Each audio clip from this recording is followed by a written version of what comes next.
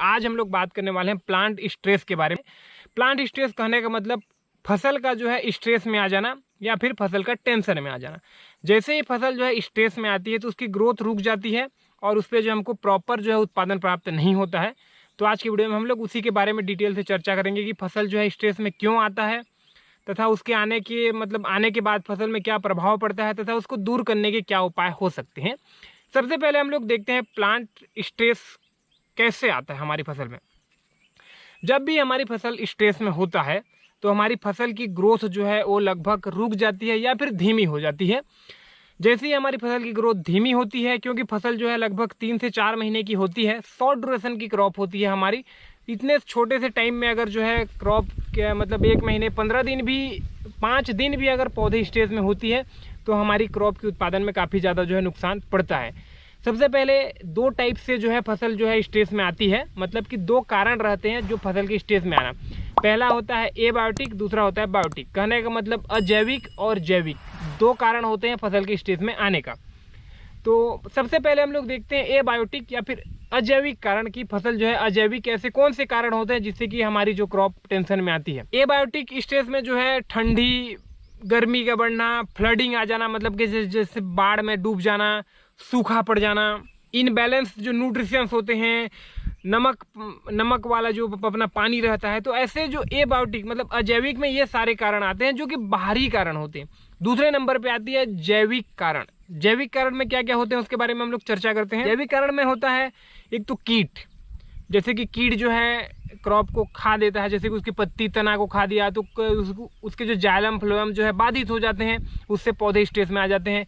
Fungus जैसे होते हैं, फंगस जो है जब लगती है पत्ते में तो पत्ते के जो है उसके जो क्लोरोफिल को खाना चालू कर देता है, जिससे कि पौधे को जो है प्रॉपर तरीके से खाना बना नहीं पाता है, जिससे पौधे टेंशन में आ जाता है। साथ ही साथ जो खरपतवार भी होते हैं, जैसे खरपतवार के साथ उसकी प्रतिस्पर्धा बढ़ती है। जैसे कि हमारा कोई क्रॉप लगा हुआ है उसमें बहुत ज़्यादा खरपतवार है तो उसके माध्यम से भी जो है हमारे फसल स्ट्रेस में आ जाते हैं। ये तो हो गई फसल के स्ट्रेस में आने के बाद इसका क्या प्रभाव पड़ता है हमारी क्रॉप पे। जिस प्रकार हमारे जो डेली लाइफ में अगर हमको टेंशन आ जाती है, किसी दिन अगर हम लोग बहुत ज़्यादा टेंशन में रहते हैं तो आप देखिएगा प्रॉपर तरीके से खाना नहीं खाते हैं, प्रॉपर तरीके से सोते भी नहीं हैं, और उसके बाद जैसे ही 2-3 दिन बाद मतलब टेंशन ख़त्म होने के 2-3 दिन तक जो है हमको मतलब एक बोझिल लगते रहता है, मतलब एनर्जीज नहीं आती हैं। तो एक दिन के टेंशन इतना ज़्यादा हमारे बॉडी को नुकसान करता है। तो टेंशन में रहना ही जो है क्रॉप के मतलब ग्रोथ को पूरी तरीके से धीमी कर देता है। रोकता तो नहीं है, पूरी तरीके से धीमे कर देता है। तो इसीलिए हमको जो है क्रॉप को जो है टेंशन से दूर करना चाहिए। अब ना सवाल आता है कि पौधे को जो है स्ट्रेस से हम लोग कैसे दूर करें। पौधे के स्ट्रेस से दूर करने के, जैसे कि मैंने आपको बताया, अजैविक कारण जैसे कि ठंडी हवा का चलना। आपने देखा जैसे ठंडी हवा चलती है तो ओले पड़ जाते हैं, मतलब जो पाला जो पड़ता है धान, मतलब जो पत्तियां एकदम ख़राब हो जाती हैं। तो उसके लिए हमको क्या करना है कि कुछ बॉर्डर क्रॉप लगानी है, धुंध वगैरह करना है, ये सारा चीज़ करना है। गर्मी हवा जैसे लू का चलना हो जाता है, लू के थपेड़े जैसे ही पड़ते हैं क्रॉप में, तो उससे भी क्रॉप जो है मतलब कि स्ट्रेस में आता है। तो उसके लिए हमको क्या करना है कि एक तो नमी को हमको मेंटेन रखना है, साथ ही साथ ऐसे कुछ बॉर्डर क्रॉप ऊपर हाइटेड वाला क्रॉप लगानी है, जिससे कि अचानक से जो गर्मी हवा के थपेड़ा आता है उसको रुके। साथ ही साथ अगर जैसे बाढ़ वगैरह आती है तो जल्दी से हमको पानी को खाली करना है। न्यूट्रिशंस की डेफिशिएंसी दिख रही है या फिर इनबैलेंस जो न्यूट्रिशंस हमने डाल दिया है तो उसके लिए हमको उसको बैलेंस करने की कोशिश करना चाहिए।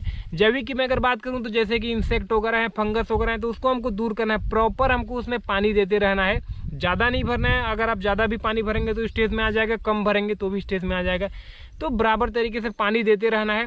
समय को आपको देखना है कि किस तरीके से माहौल चल रहा है और ये अजैविक या जैविक आपके क्रॉप में कौन से तनाव हो सकते हैं वो आपको सोचना रहेगा और उस हिसाब से आपको हल करना रहेगा। एक चीज़ और मैं आपको बता दूँ, ये जो तनाव रहते हैं क्रॉप में, खासकर वेजिटेबल ग्रोथ की अवस्था में जब ये तनाव आते हैं तो जो है प्रोडक्शन 50%, मतलब मेरे अनुमानित में आपको बोल रहा हूँ 50% तक का जो है आपको नुकसान भी हो सकता है। तो क्रॉप के जो वेजिटेबल ग्रोथ की अवस्था होती है वहाँ पर आपको जो है ज़्यादा स्ट्रेस नहीं देना है। अब एक लास्ट बात, स्ट्रेस जो है पौधे के लिए फ़ायदेमंद भी होते हैं। आपको सुन के थोड़ा अजीब लग रहा होगा कि देखिए, जैसे कि हमने धान की रोपाई कर देते हैं, धान की रोपाई के 20-21 दिन बाद जो है हम उसमें पाटा लगाते हैं, बांस की जो बल्ली रहती है, बांस की बल्ली को उसमें हम लोग घसीटते हैं। उससे क्या होता है कि पौधे पूरी तरीके से झुक जाता है और उसका जो एक जो प्रोसेस रहता है खाना चलने का वो जो है धीमा पड़ जाता है या फिर बाधित हो जाता है, तो उससे पौधे जो है स्ट्रेस में आते हैं और कल्ले फूटते हैं। लेकिन वही स्ट्रेस अगर मैं उसको ज़्यादा दे दूँ तो पौधे डैमेज हो जाएंगे या फिर ख़त्म भी हो सकते हैं। हमेशा उसको मैं पूरा दबाते रहूँ, हर दिन उसमें जो है पाटा चलाते रहूँ, पौधे धीरे धीरे वो गल जाएगा, ख़त्म हो जाएगा, सड़ जाएगा। तो स्ट्रेस एक छोटी लेवल के लिए अच्छे भी होते हैं, कुछ लेवल के लिए वो नुकसान भी होते हैं। तो ये है प्लांट स्ट्रेस के बारे में, छोटी सी चीज़ है, इसका अगर आप ध्यान देते हैं तो आपकी क्रॉप में जो है उत्पादन पे काफ़ी ज़्यादा असर पड़ेगा। प्लांट स्ट्रेस के संबंधित कुछ भी सवाल है, सुझाव है तो प्लीज़ आप नीचे में कमेंट करिए या फिर आप गूगल भी कर सकते हैं। वीडियो अच्छा लगा तो लाइक करके हमेशा चैनल को भी सब्सक्राइब जरूर करें। तो फिलहाल वीडियो को देखने के लिए आपका बहुत बहुत धन्यवाद। जय भारत, जय हिंद।